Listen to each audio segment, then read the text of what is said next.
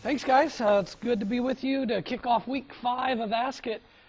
This is an incredible book. It's an incredible resource. I hope you're enjoying it. I enjoyed it so much I didn't just read week 5. I've read the whole thing each week with you guys. And I just think this is a great book. I'm going to be talking to Lynn about how can we work this into the sermon series because, man, as you know, the question is powerful. So what is that question? Is it wise? So, a little bit in chapter 5 here and chapter before, it starts rolling out a little bit different definition, a little bit wider definition in light of my past experiences, current circumstances, and future hopes and dreams. What's the wise thing to do? And man, can you imagine if the men of this church would just start asking that question? And can you imagine if your own life, if only half the time you got that right? That would be an exponential change in all of our lives. We'd see an exponential change in our church. I think we'd see an exponential change in how God starts to work in us and start to work through us by answering that question well in our life. What's the wise thing to do? Most of you probably in this room are Christians today, and some of you in the room may not be. And if you're not, you need to understand God requires Christians to acquire wisdom. And He expects us to use wisdom in our life because that's part of who God is. He is a wise, all-knowing, all-powerful God, and He expects all of us to ask because wisdom's there for the asking. It's not there for the taking, it's there for the asking. And when we ask for wisdom, God says He's going to be faithful to give us to us. We're going to spend a lot of time today in the book of Proverbs looking at a lot of different Proverbs today, and we're going to start with Proverbs 1:7 because it says the respect. Some versions are going to say the fear of the Lord. The meaning of fear there is respect. The respect of the Lord is the beginning of knowledge, but fools despise wisdom and instruction. Is that what we'd ever want to be known for or known as? Is a fool that despised wisdom and instruction? That's not always fun to be under instruction, but we never really want to be known as a fool. And in part 2 of this book, so a few weeks ago, you guys were talking about who are the unwise. And it talks about 3 groups of people that are unwise. And the first was the simple. It's the young or the inexperienced or those that haven't gained knowledge yet. The second was the fool. The fool is the one that knows the right thing to do but still chooses not to do it. And then the other one was the scoffer or the mocker, the one that it's the fool on steroids. It's the one that's making fun of, light of people that do the right thing, that seek and use wisdom in their life. In Proverbs 4:7 it says, getting wisdom is the wisest thing you can do. Is that encouragement or what? I mean, the wisest thing you can do is go after wisdom, so we think, I don't really need it. No. The wisest man in Scripture says the wisest thing you can do is ask for wisdom. And whatever else you do, develop good judgment. You see, just asking God for wisdom and receiving it's part of the equation. But it still requires us to daily use good judgment as well. When we know the right thing to do, we've got to use good judgments and make good decisions in my life. When we look back and we think, man, I really screwed that up, or I really didn't make the wise decision there, we say things like, how could I have been so foolish?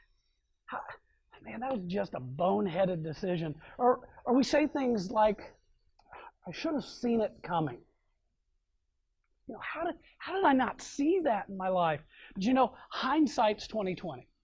It's easy to figure out the right thing to do when we've already done 1, 2, 10, 20, 30 wrong things, right? But we don't have the advantage in life of hindsight. We have the advantage in life to ask God, to beg God for wisdom and watch Him provide that in our life. So if you didn't see something coming, who in your life did or could have seen it coming in your life? If we didn't see it coming, somebody probably did or somebody could have. And one of the reasons we maybe didn't see it coming is we didn't listen. Somebody tried to tell us, we shut them down. Somebody tried to tell us and we just, they've always got a thought about something. Oh, so they always think they know everything. So I'm definitely not doing that. Or maybe the more scary thing is somebody didn't help you with what was coming. Nobody warned you. And that's the scarier piece, because why didn't somebody warn me in my life? Is it because I'm not investing in relationships? Is it because I think, who better knows about my life than me? Nobody else is living it. I'm living it. Is it just that pride of life that I'm just gonna make my own decisions? Guys, we've got to be having people in our lives that can help us see things coming to the level that they're going to, no matter what it is, they're going to say it to us. They're not going to say those fluffy, easy things. They're going to say those hard, difficult, life-changing, family-changing, legacy-changing things that we need to hear. So why is it I can't see things coming and other people can? So what do I need to do to see things clearer in my life? Well, here's the problem. Whenever we are emotionally charged and we are tied to things in our life, emotion comes with it. And emotionally charged environments are not ideal for decision making. Whenever we've got emotions just raging in a situation, it almost precludes us from making a decision. And if we can make a decision, it's unlikely we're going to make the best decision, because emotions make the obvious less obvious. But whenever we have those relationships where we give somebody the freedom to speak into our life, things begin to change. And life seems to sound a little more like, I can see clearly now the rain is gone. I can see all obstacles in my way. It's because we remove the obstacle of emotion when we have somebody to do life with, when we have somebody to talk about. That's why going to a counselor is not a point of weakness, it's a point of strength, because a counselor is not emotionally tied to our situation. Not only are they trained to help us, they have a better, let's go to that video, they have a better understanding of our situations because they don't have emotions raging in their life tied to that situation. So maybe this video clip will help you better understand how a counselor can help in your life. Tell me about the problem that you wish to address. Oh, okay. Well, I have this fear of being buried alive in a box. I start thinking about being buried alive and I begin to panic. Has anyone ever tried to bury you alive in a box? No, but truly thinking about it does make my life horrible. I mean, I can't go through tunnels or be in an elevator or in a house, anything boxy. So what you're saying is you're claustrophobic. Yes, that's it. All right, well, let's go, Catherine. I'm going to say 2 words to you right now. I want you to listen to them very, very carefully. Then I want you to take them out of the office with you and incorporate them into your life. Well, shall I write them down? Well, if it makes you comfortable, it's just 2 words. We find most people can remember them. Okay. You ready? Yes. Okay, here they are. Stop it!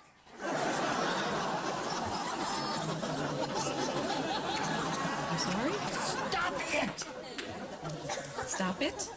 Yes, S-T-O-P, new word, I-T. So, what are you saying? You know, it's funny. I say 2 simple words, and I cannot tell you the amount of people who say exactly the same thing you're saying. I mean, this is not Yiddish, Catherine. This is English. Stop it. So, I should just stop it. There you go.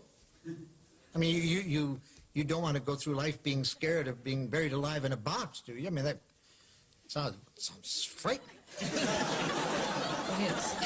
Then stop it. I can't. I mean, it's been with me since childhood. No, we don't go there. Just stop it. So I should just stop being afraid of being buried alive in a box. You got it. Good go. So sometimes it's just as easy as stop it. but we can't see it because we're so emotionally charged about a certain topic. That's my intro music there. So, you know, it's that outside person. It's that outside person speaking into our lives that can help us in areas that we can't make good decisions. So somebody else can make better decisions about your money because the emotion's not there. Somebody else can make better decisions, honestly, about your marriage because you're stuck with this situation where you're so mad at your wife that you can't even see straight, let alone make a good decision. But somebody on the outside can give you some wisdom from their marriage. You can have no clue what to do with your kid, which is where I'm at most days of my life. But your neighbor sure knows what to do if you would just ask or if you just had that relationship. So what's the wise thing to do when emotions are just out of control and your appetites are inflamed in your life? It's not 2 words, it's actually 1. It's listen. It's listen. Because wise people recognize when they're in no condition to decide for themselves, by themselves. See, wise, it's up here on the screen, I'm sure, wise people recognize when they're in no condition to decide for themselves or by themselves. Because guess what? None of us are as smart as all of us. So if I had just some random 100 trivia questions in the room today, not really difficult, but a little bit challenging, if I ask you individually, how many of those 100 questions do you think you'd get right? 30, 40, 50, 70, 80, I'm really smart, 90? But if everybody in the room together came up with the answer, I bet we'd really get close to 100 because none of us individually are as smart as all of us together.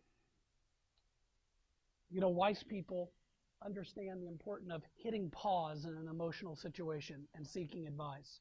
They understand I don't have to make a decision today and immediately because the unwise person says, I'm just going to follow my heart.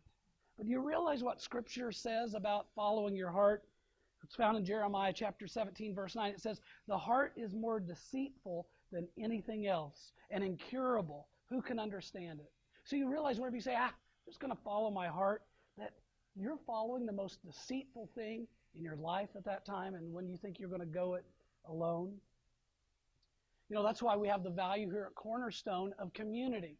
And our core value of community here at Cornerstone says serving Christ is always better together.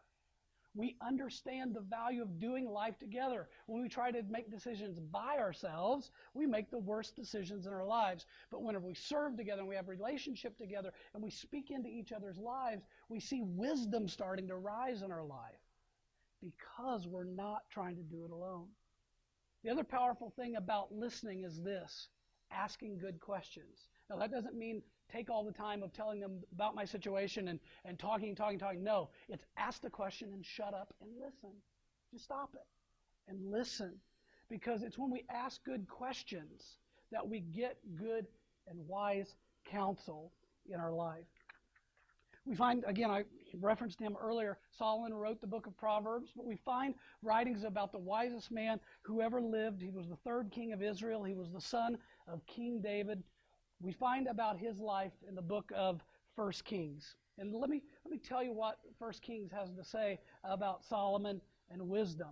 Because during the reign of King Solomon, it was the time where Israel was the most powerful and the most successful, the most wealthy country and nation. Here's what it says about King Solomon. Remember, God said to Solomon, I'll give you anything you want, just ask for it. What's the one thing you want? And he said, I want wisdom. So here's what it says, 1 Kings chapter 4, starting in verse 29, it says, God gave Solomon wisdom and very great insight, and a breadth of understanding as measureless as the sands of the seashore. Can you imagine having wisdom that was like as much sand on all the seashores? That's amazing. He was wiser than anyone else, and his fame spread to all the surrounding nations. From all nations, people came to listen to Solomon's wisdom. sent by all the kings of the world who had heard of his wisdom. You see, kings traveled from all the other nations, would send representatives from their nation to go ask Solomon, what's the wise thing to do? They knew the question. They would go and ask, what's the wise thing to do? The wisest man, Solomon, who ever lived or ever is going to live, wrote more about seeking wise counsel than any of the other ancient writers or any other biblical writer. And matter of fact, he wrote more about seeking wise counsel than all of them combined.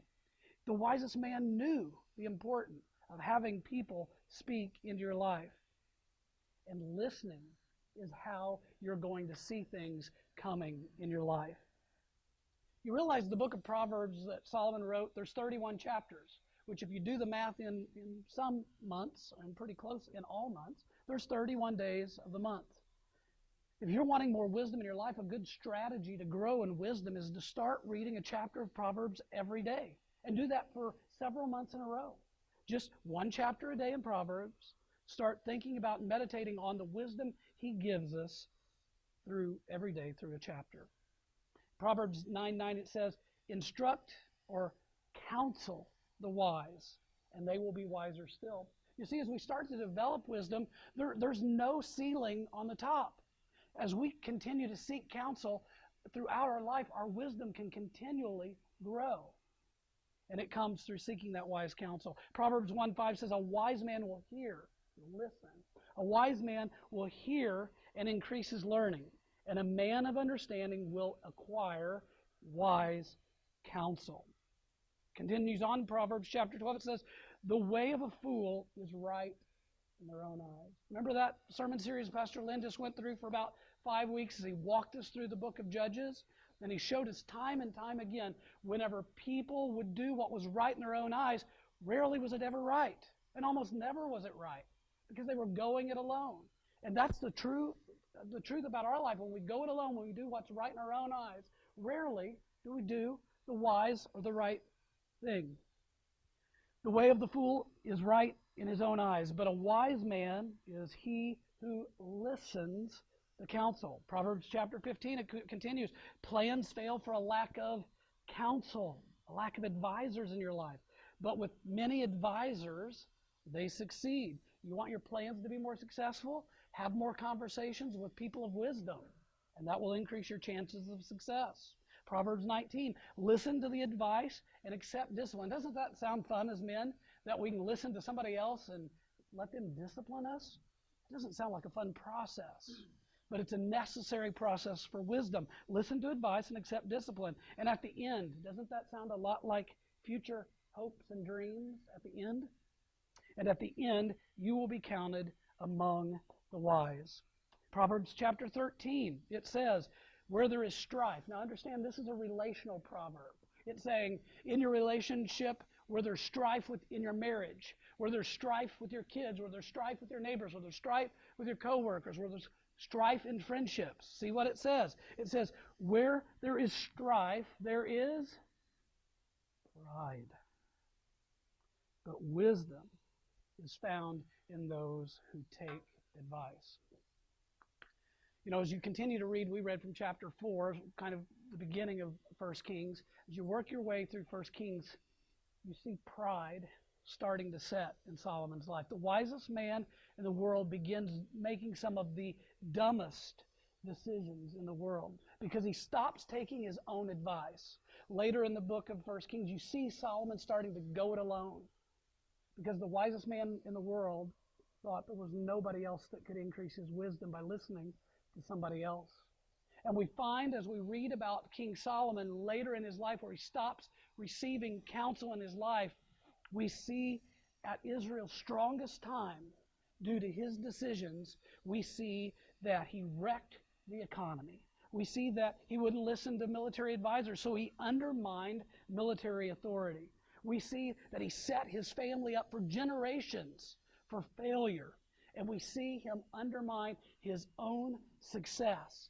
He undermined his own legacy because he didn't listen to the wisdom of seeking out and hearing wise counsel. So why don't we see it coming? Same reason you don't ask for directions when you're lost. We're men. We're men.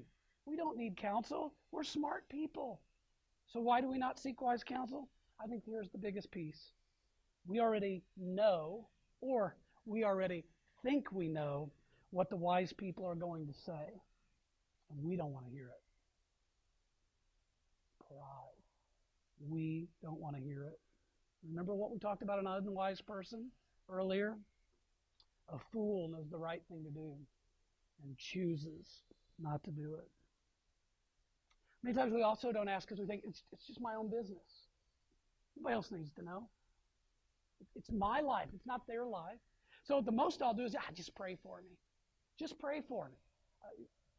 I'll be good. Just pray for me. Or we lack in the understanding that private decisions have public consequences. It's those personal decisions have public consequences. If you don't believe me, ask Bill Cosby. Ask Louis C.K. Ask Harvey Weinstein. He's here in Arizona. Go visit him. Ask him, did your personal life stay personal?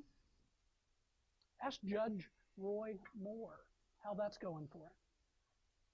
You see, all public scandals start with private decisions, those things that people think they can handle. And it's all because of pride. Remember what Solomon said about pride. Where there is strife in relationships, where there is strife, there is pride. But wisdom is found in those who take advice. You see, success is intoxicating. Failure is humiliating. But pride can play a role in both sides of that coin. Because where there's success, it breeds pride. And where we start having success in our life, we think we're the best person to make those decisions. And then all of a sudden we stop getting wise counsel because I'm succeeding. And we think we know everything about everything. But you're probably only having success because you're good at one area of your life. And we let it bleed over into thinking we're good at everything in life. Pride. And we stop receiving wise counsel. Failure also has another problem with us, with pride. Because you see, the worst thing for a man is to feel inadequate. Yes? The worst thing for a man is to feel inadequate. And anything that reminds us of our inadequacy, we run from it. Even if it's the right thing to do. Even if it's the right answer. Because of our pride. You see, wouldn't it be better to experience humility and try to extinguish pride at the right point in life, at success? Meaning, why not ask for wise counsel to increase the chances of us being successful? And we humble ourselves by going to get wise counsel, rather than humbling ourselves through humility of failure. Let's chase after that wise counsel through humility, and then we fight pride during that time of success, because we realize our success isn't just because of us. It was because of everybody else we talked to that spoke wisdom in our life. And it's also because of a God who loves us, who put those people in our life to be able to grow us closer to Him, to take pride goeth before destruction, to take that destruction out of our life so we don't put that between God and ourselves, and we don't put that between ourselves and others. You see, somebody can see what you can't see. Are you going to invite and receive wise counsel? You know, somebody can see what you're pretending not to see. Are you going to embrace wise counsel? Because wise people know that they don't know everything, and they're not too prideful to seek counsel. Wise people know whenever emotions are high and appetites are inflamed, and they hit pause for a moment, and they seek wise counsel. So, in light of your past experiences, in light of your current circumstances, in investing in your future hopes and dreams, what's the wise thing to do? It's one word, not two. It's listen. It's listen to God through prayer and Scripture. It's listening to others because God can speak through others. It's listening to others because others have been where you are. And they have the wisdom. They already have the hindsight. That is foresight in your life. Because remember, hindsight's 20/20. And other people have sought God for wisdom, and God has given it to them. And their gift becomes your gift. God will use the voices of other people to guide you and to guard you and to ensure you don't have another season of bad decisions, regret, and hurt, which results in you wondering, why didn't I see it coming? Let's pray. God, I pray that you just work in our lives in a way that we know it's only you. God, I pray that you work in our situations so that we know it's only you. God, may we take your word today that says the wisest thing we can do in our life is to ask for wisdom. And God, here as a group of men collectively, we ask for your wisdom in our life. And God, give us the humility in our life to seek wise people, wise counsel, to help us see things coming so we can make the wise decision for your glory and for our success. God, we love you. We thank you for first loving us. We ask you to work in a powerful way in our lives. We ask all these things. In Jesus' name, amen.